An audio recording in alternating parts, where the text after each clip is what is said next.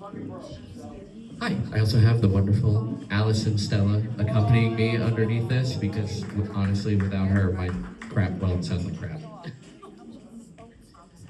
All right, this is a little winded.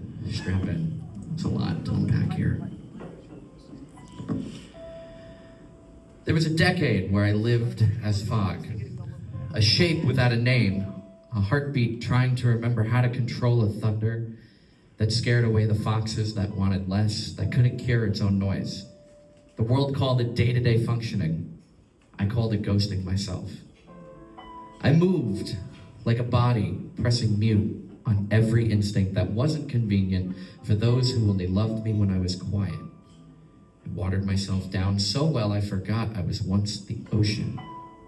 Then something ancient cracked open in me. An eruption behind my ribs, lava clearing paths I didn't know existed. The kind of clarity that doesn't whisper, it roars. It reshapes the rivers of consciousness. It commands the mountains to remember they were volcanoes once.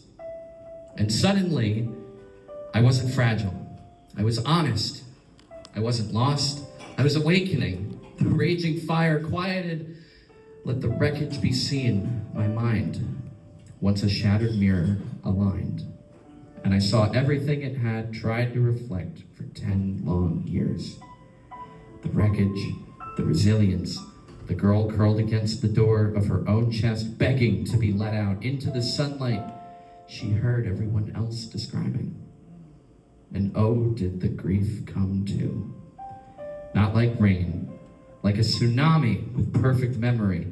Every moment I missed, every love I couldn't hold, every version of me that never learned how to breathe above the waves, all at once they swam their way to the surface.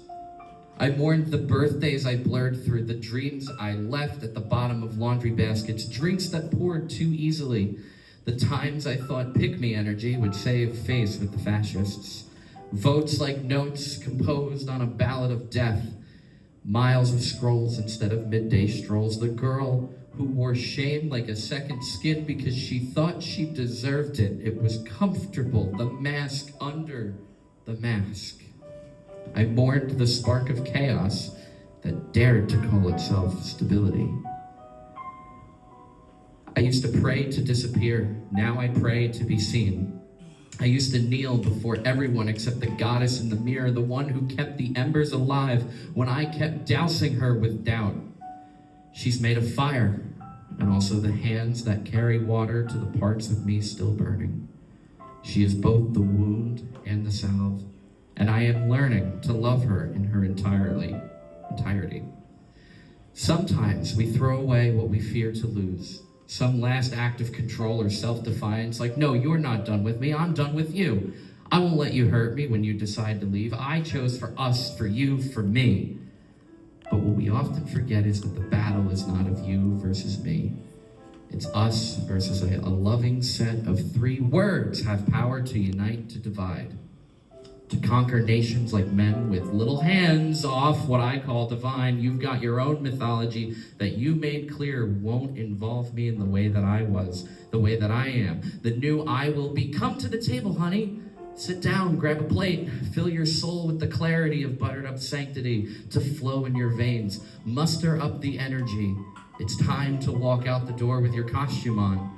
Step into the light on the stage where the audience turns around to finally let you see their faces you never knew weren't really looking. In a glimmering of hope, I see the light shine onto the prop mirror of lies to feel the gleam of truth that you were not what you once were. All it needed was a gentle hand, a clean slate, a fresh start your engines. It's time for the race to get to find your symphonous grace. Hurry up, we're dreaming here. It must be now and then, at once, all of the time. But flowers creep up, moss sprawls, it can't be rushed. So I gather everything I called failure and plant it. Mistakes are the seeds buried in soil of sorrow, while getting watered in the rainfall of regret. And the sun turns the plot rich enough to finally grow forgiveness. I'm a garden after the wildfire. Charred, yes, but fertile with possibility.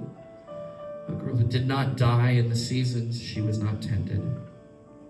The goddess who tends her now with both hands and all the patience the world never gave her. I never hated myself. Not really. I hated the chains around me so well that I mistook them for my own bones. I was not broken, I was bound. To every soul I bruised while trying to find my shape in a fog that stole all reflection. To the moon-eyed ones who loved me, even when I showed up half-formed and burning. To the hands I pulled away from mid-embrace, not because I didn't want warmth, but because I had never felt safe enough to be held without shattering. To the boy with stars in his name, whose letters I never answered with the softness he deserved. The petals I dropped when she was trying to become a garden with me. To the girl who once called me sanctuary and ran when the roof collapsed. To the sister friends who kept tending the fire even when I wandered deep into the woods of my forgetting. To the roots that bore me, blood-bound and bewildered, watching me spin spells of survival while calling it rebellion. To all of you, them, the ones, I'm sorry for the storm that wore my face. And if you never come back, I understand. But please know, the girl I was then was trying, picking shards of glass from calloused hands holding a stone-sealed heart. To now, the woman I am remembers each of you by the shape of what you taught me. And maybe this isn't redemption. Maybe there's no need ending, no ribboned forgiveness from the outside world for me. But there is this, a girl standing barefoot in the ash of who she used to be, redemption arcing through her temple and whispering to the sky, thank you for not letting me go when I didn't know how to hold on. And now I go with the new clarity of life, all just because I, after those 10 years of torment and acting like a child, finally took my fucking meds. Thank you. Thank you for listening.